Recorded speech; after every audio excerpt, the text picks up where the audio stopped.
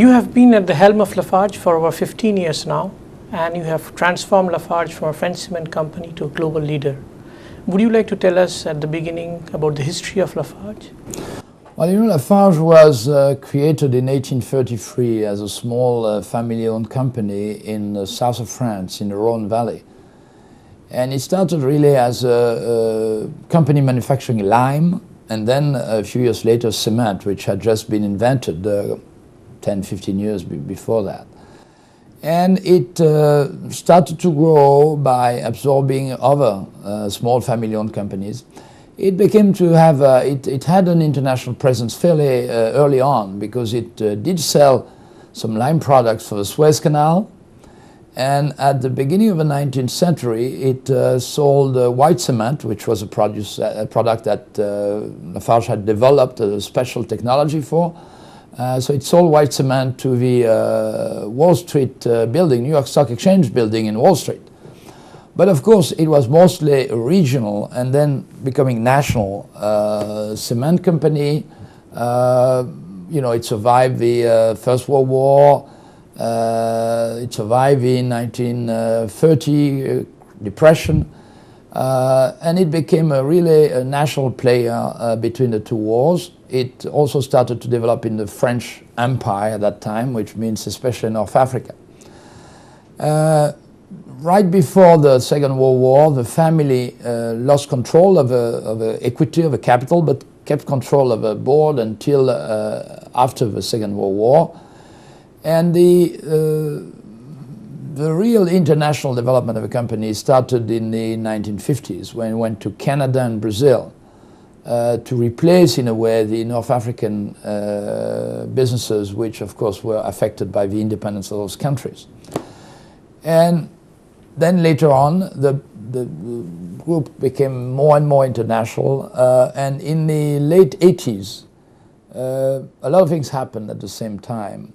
First, the European single market started to be a reality, and so we became more and more European.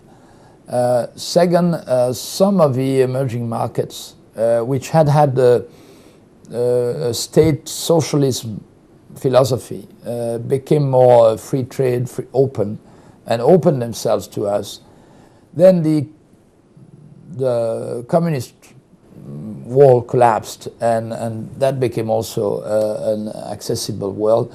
So in 10 years, the accessible world for a group like ours was considerably expanded, and at that time the group became more and more international. At the same time, we had also developed outside of cement in some other businesses, aggregates, ready-mix concrete, plasterboard, and then more recently roofing tiles. So that's how we got to what we are now, which is the worldwide leader in building materials, the leader in cement, leader in roofing tiles, and one of the very best companies in aggregate, ready-mix concrete, and plasterboard.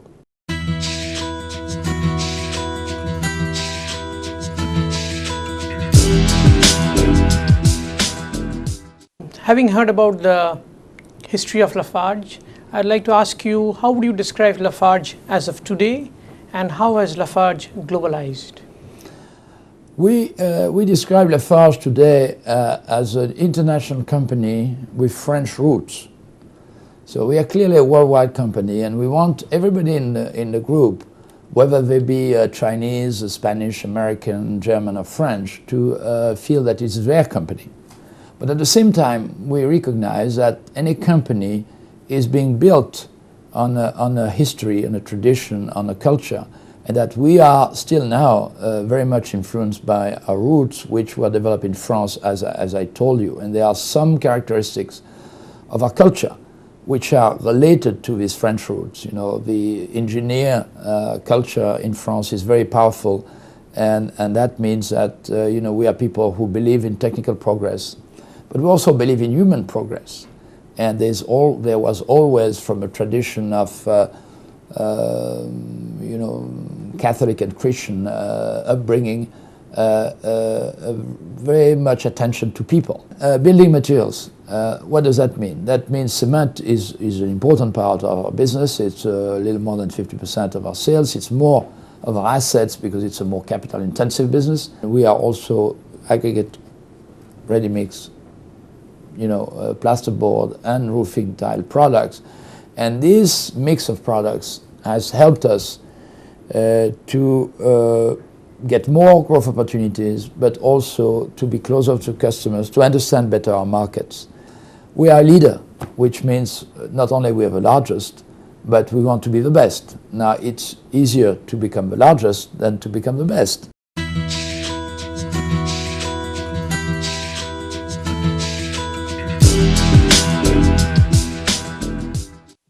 Many of our products are commodities, are supposed to be commodities. And commodities, it's basically a matter of cost and market share. Most of our products are fairly heavy and relatively cheap, so that they don't travel very well.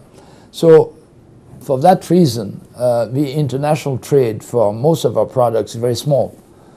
For cement, it's less than 5% of the total world production. So products are local. But the markets are local too, because construction is a very, very local business, very different between different countries, or even in one country between different parts of the country. You don't build houses the same way in Scandinavia and Spain, or even in Michigan and Florida. So the construction habits are very different. Distribution channels are sometimes different. Trades are very different. You have in some countries the masons, in some other countries like in the US, carpenters are the ones who do the plasterboard, etc. So it's a very local business. And at the same time, you see the consolidation and you see global players appearing. Why is that? The main rationale of consolidation in our sector, I think, is the know-how, the importance of know-how. We are not in a high-tech business where you depend on patents.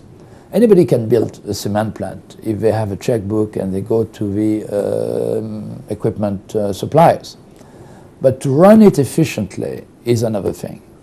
And we see big differences with the same plant being run by a company which has accumulated knowledge, accumulated experience, or by a company which has not. And actually, to have, like we do, 150 cement plants in the world, means that we have known all kind of situations, all kind of problems have been experienced one place in the business. So if you can, and it's not easy, if you can make sure that anybody having a problem can relate to this pool of experience, it can make a hell of a difference in terms of performance.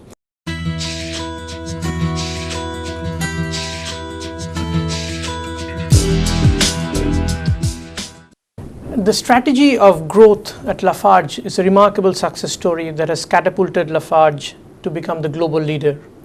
In the last 15 years, Lafarge's strategic posture had been growth primarily through acquisitions, be it small, medium, and large. What would be some of the critical factors that led you to choose this growth strategy? Well, we are in businesses which generally exist in countries even before we go into this country, or we have the possibility to go into this country. For example, in many of the emerging markets, there was some local industry, either private or state-owned, which was not very good, not very performing, but it does exist. And in our businesses, it is more economical to take over an existing plant, refurbish it, modernize it, improve its performance, and then grow it, than to go directly to a greenfield operation. Now, there are cases where we went greenfield. In Canada, for example, our first plant in Canada was Vancouver. There was only one competitor at the time. There was a growing market. We went greenfield. And then we did another greenfield in Montreal. Now, in Bangladesh, where there is practically no domestic production, we are building a greenfield plant. But in India, we bought some existing plant, and then we are growing them. First, we modernize them and increase their capacity, and then we built another plant next door. So in that way, you get your market share first, and then you accompany the growth of the market. It's much less expensive. we have our experience is that it costs generally 50 to 60% to modernize an existing plant rather than to build a new one. So that is why we have done a lot of development by acquisition. Now this is for cement. For gypsum moldboard, for example, we've done more in building new plants because this is a product which has grown enormously in many markets.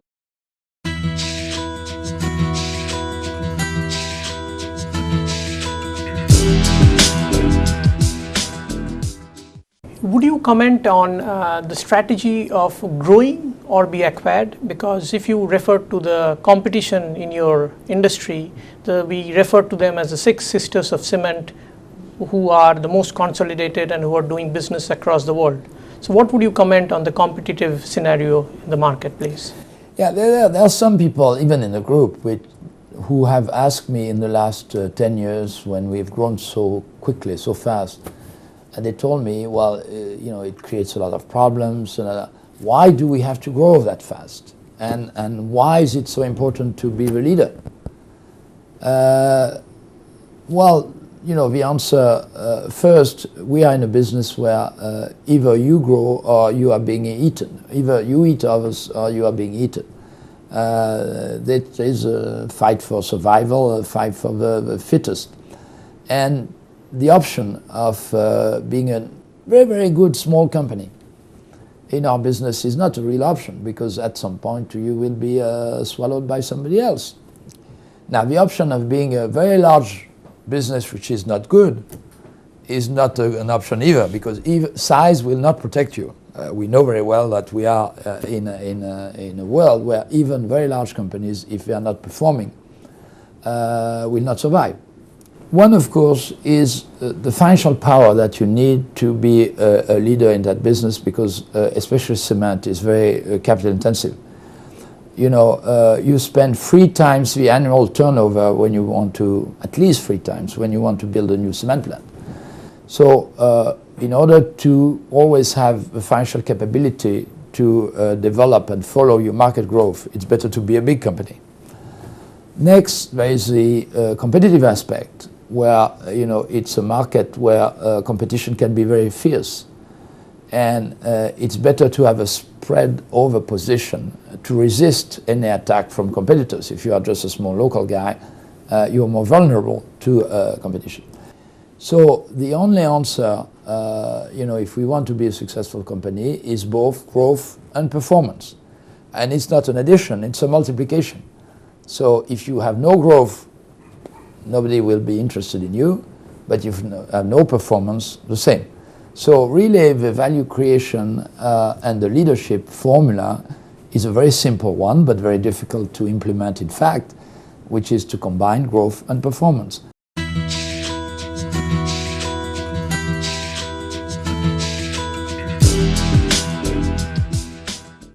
In the past 6 years, Lafarge has doubled its size, sales and manpower. Your basic organizational structure has changed, your people have changed, their attitude, behavior has changed. What do you, in your opinion, are the most striking changes that you have seen in the past 6 years? Was it difficult to change? And how do you overcome those difficulties? I must say that the last 6 years have been enormous change in the size of the company, as you mentioned. The growth was well above the 10% I'm talking about. We are more in the 15% range. And also a change in people. I mean, some time ago I checked that probably more than 50% of the people had not been in the company for more than 2 or 3 years because many of them were coming from acquisition and there was a normal turnover as well. And the international fabric of the company had completely changed. I mean, when I joined Lafarge in 1975, 60% of the business was in France, and more than 60% of the people were French. Now, less than 15% of the business is in France, and maybe 11% of the people are French. So that is a completely different situation. At the same time, the environment has changed very much. I mean, the demands of the shareholders, the concept of value creation which is very, very demanding in a capital-intensive business. You know, this is completely, I mean, somewhat new. You know, it didn't exist in the 70s. The competitive situation, the customers, relationship with customer, concentration of our distribution, etc. All that is completely new. So the demands on the business are much stronger. The issue is not about centralization versus decentralization. The issue is about being multi-local. It's about working together and about preserving those values which have been very important for us and which have made our success. At the same time, you know, some of the very basic elements which have made our success remain the same. This long-term commitment, the fact that we can make a difference in the way we operate our operation, our plants, and that this difference is not going to be made by secrets, it's going to be made by people, and in sharing experience, in doing things better, etc. All that has not changed. So really, we have recognized actually 3 years ago now, that after such a change, there was a need to reunite the company, or these new people who are in the company, around a common goal, a common concept of what the company was going to be in the next 10 years.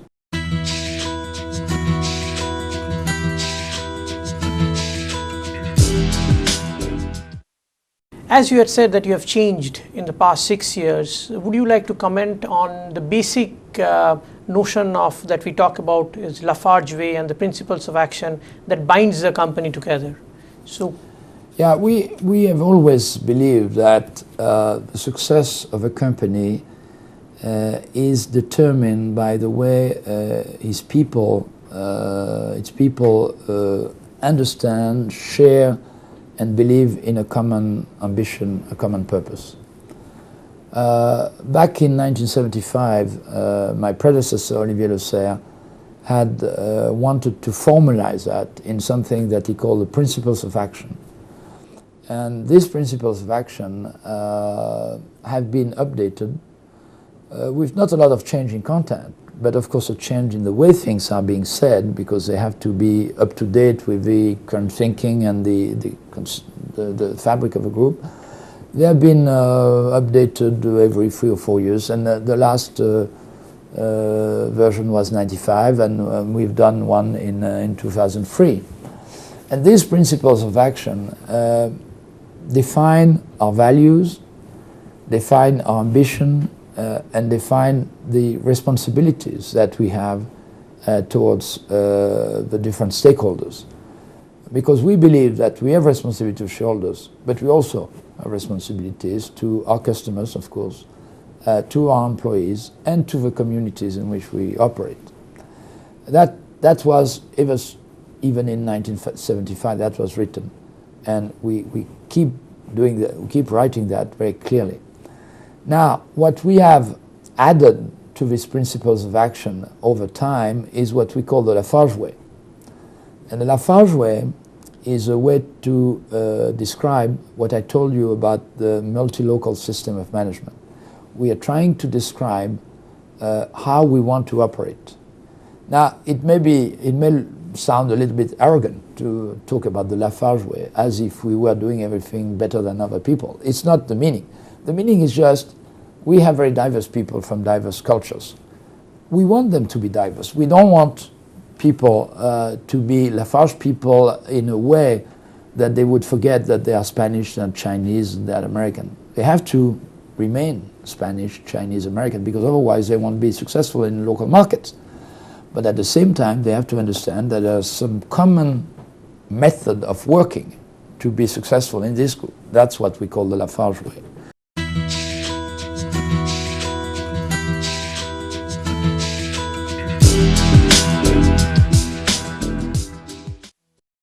what would be your vision of Lafarge, and what would you think would be some of the key challenges in the future? We want to be the undisputed leader, worldwide leader of building materials.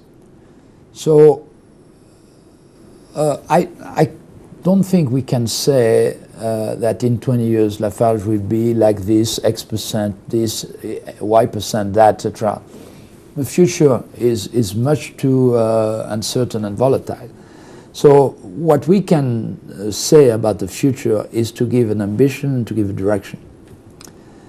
Worldwide leader in building materials, that means that we want to be successful in all different current division, and maybe add some new ones. Now, when I say building materials, I mean really mass building materials which are produced in mass production, which are of fairly general use. We're not going to go into completely different things which are being used in building. It has to be close to the kind of experience we have. Worldwide, that means the international challenge is clearly remains, even though we are very international. We are working in 75 countries, but it still remains the main challenge of the group. Looking where is going to be the growth of the market and where is our market presence still to be developed. China, India, Russia, Middle East, North Africa, in some countries. So this is an enormous challenge to develop in China. Truly international development of a company is going to be a challenge. The international culture development is going to be a challenge. I mean, we're pretty good in terms of having international culture. I think we have people in many different countries feel they belong to Lafarge as much as the French do. But we just have to see around us the division within the world, the potential clash between different religions, etc., that to keep and to reinforce this cultural unity of a group will be a challenge. And then value creation, as I said, will be a challenge because it's a business where to get a return on assets which is high enough to satisfy your shareholders is not easy. So I think the future is going to be very interesting, like the past has been.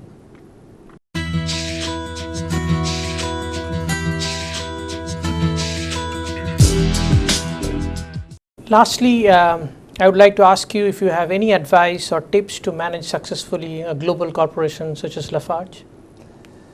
If I compare Lafarge, which has been a successful company in our sector, with other companies which have not been as successful, I think the main issues have been consistency of purpose and of ambition.